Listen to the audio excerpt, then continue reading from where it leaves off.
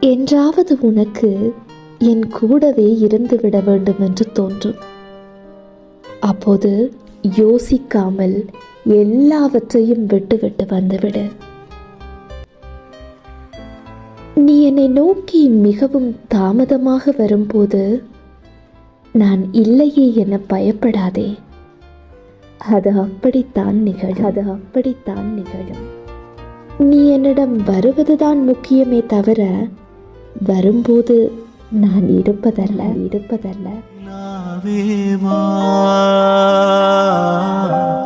சில்லாதேவா